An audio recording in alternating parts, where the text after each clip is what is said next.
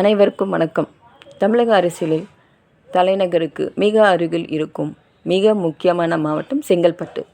செங்கல்பட்டு மாவட்டத்தின் தேர்தல் முடிவுகள் மாநில அரசில் ஒரு பெரிய ஆதரவை எதிர்பார்த்து இருக்கிறது.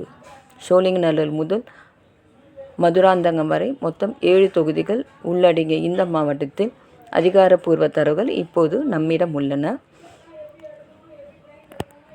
பலப்பரீட்சையில் வென்றது யார், சிறந்தது யார் என்பதை இப்போது பார்க்கலாம்.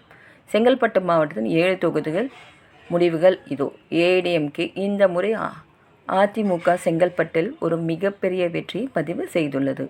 பல்லாவரம், தாம்பரம், செங்கல்பட்டு, திருப்போரூர், செய்யூர் ஆகிய 5 தொகுதிகள் அதிமுக அமோக வெற்றி பெற்றுள்ளது.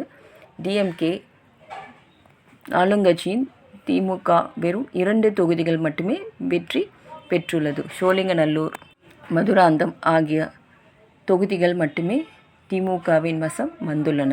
டிவிகே, இதர கட்சிகள், தமிழக வெற்றி கழகம் மற்றும் இதர கட்சிகளுக்கு இந்த மாவட்டத்தில் தொகுதிகள் எதையும் கைப்பற்றவில்லை.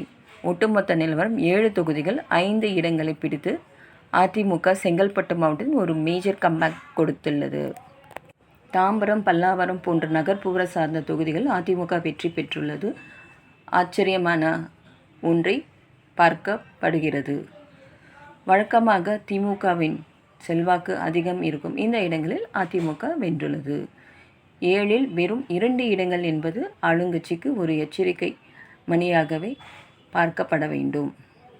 தலித் மக்கள் டிவிகே மற்றும் மற்ற கட்சிகளுக்கு இடங்களை என பெறவில்லை என்றாலும் அவை பிரித்த வாக்குகள் திமுகவின் தோல்விக்கு காரணமாக அமைந்திருக்கும் என்பதை நாம் ஆராய வேண்டியுள்ளது. ஆக செங்கல்பட்டு மாவட்டத்தின் தற்போதைய ராஜாவாக அதிமுக உருவெடுத்து உள்ளது. இந்த தேர்தல் முடிவுகள் வரும் பொது தேர்வில் எந்த மாதிரியான தாக்கத்தை ஏற்படும் என்றது பார்க்கலாம். நன்றி, வணக்கம்.